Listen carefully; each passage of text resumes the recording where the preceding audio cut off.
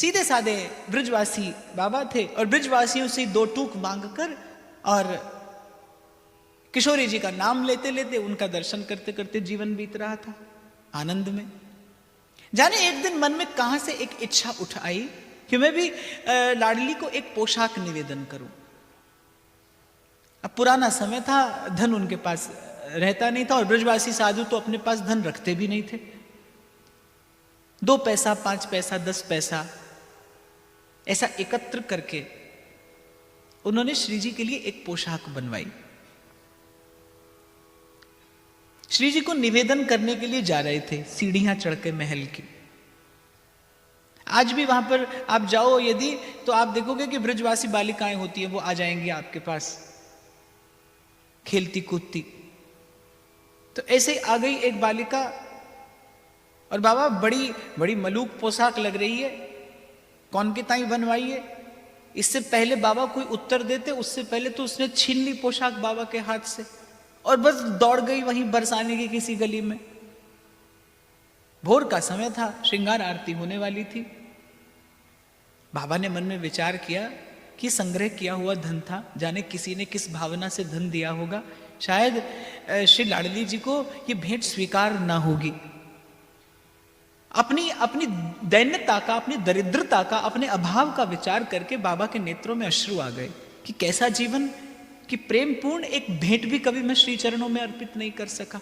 आज जब करने का अवसर आया तो विधाता ने मुझे द्वार पर ही रिक्त कर दिया। बस इसी द्वंद्व में पड़े पड़े बाबा मंदिर में पहुंच गए। कुछ विलंब था अभी पर्दा खुलने में, दर्शन की प्रतीक्षा में खड़े थे बाबा और जैसे ही श्रृंगार आरती का पट खुला, नेत्र तो बाबा के भरे ही थे, हृदय भी भरा था प्रेम से। अपने अभाव को लेकर रोऊं भी तो किसके आगे जाकर रोऊं। नेत्र भी भरे थे अश्रुओं से, हृदय भी भरा था प्रेम से। और जैसे ही गोसाई जी ने पट खोला और बाबा आश्चर्य में कि श्री जी वही पोशाक धारण किए खड़ी हैं।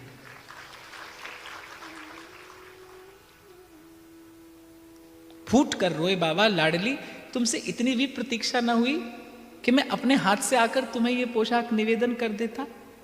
तो संतों का अनुभव तो यही कहता है कि वस्तु प्रेम पूर्ण हो तो भगवान द्वार पर आकर याचना करने में भी संकोच नहीं करते, उन्हें तो मांग कर पाने में भी सुख है यदि वस्तु प्रेम पूर्ण हो तो। ऐसे ही जो कल मैंने आपसे एक विनम्र निवेदन किया था, ऐसे ही जीवन यदि प्रेम पूर्ण हो तो ईश्वर उसे स्वीकार करने के लिए संसार में भी उतरता है। और मैं तो कहता हूं वो विकार में भी आने को प्रस्तुत है, वो बाजार में भी उतरता है यदि आपका जीवन प्रेम पूर्ण हो तो।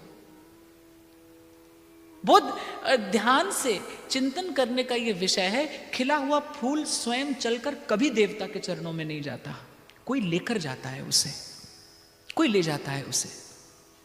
ऐसे ही आपके जीवन का पुष्प खिले और विश्वास रखिए प्रकृति ने ऐसी व्यवस्था की है, सब उत्तम से उत्तम वस्तुएं प्रकृति सहेज कर, छिपा कर, दुरा कर रखती है अपने स्वामी के चरणों में निवेदन करने के लिए।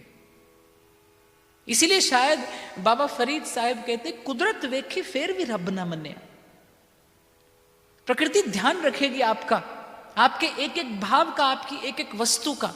और यदि आप प्रस्तुत हैं अपने जीवन को प्रभु के भजन के योग्य अनुकूल बनाने के लिए, यदि आप प्रस्तुत हैं अपने जीवन को भगवत सेवा के योग्य बनाने के लिए, तो आप विश्वास रखिए, आप विश्वास रखिए यही प्रकृति है जो जीव को विमुख भी करती है और यही प्रकृति है जो जीव को प्रभु के सन्मुख भी करती है। यही प्रकृति है जो जन्म जन्म के लिए किवाड़ लगा देती है, बंद कर देती है कपाट, और जीव फिर लौटकर इसी संसार में आता है। और यही प्रकृति है जो खोल देती है द्वार और उस पार पहुंच जाता है जीव सदा सदा के लिए, जहां यद गत्वा न निवर्तन्ते तद धाम परमम मम।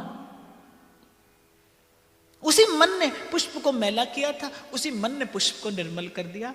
व्याकुल हो गए श्री कृष्ण कि कहीं फिर से कृष्णा का हृदय परिवर्तन ना हो जाए और मैं इस भेंट से वंचित ना रह जाऊं।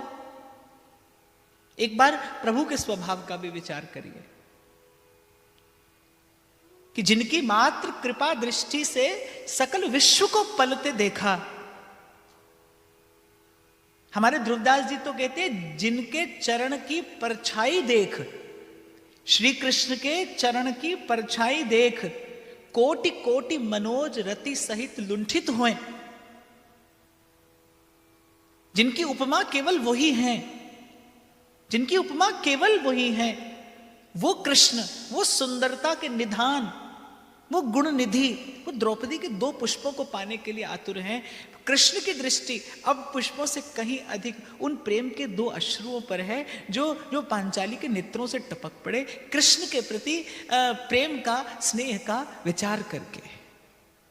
इसीलिए शायद भगवत रसिक कहते हैं, भगवत रसिक, रसिक की बातें रसिक बिना कोई समझ सके ना। इसीलिए शायद किसी ने कहा, जाने कौन सी बात पे दयानिधि रीझ जाते हैं।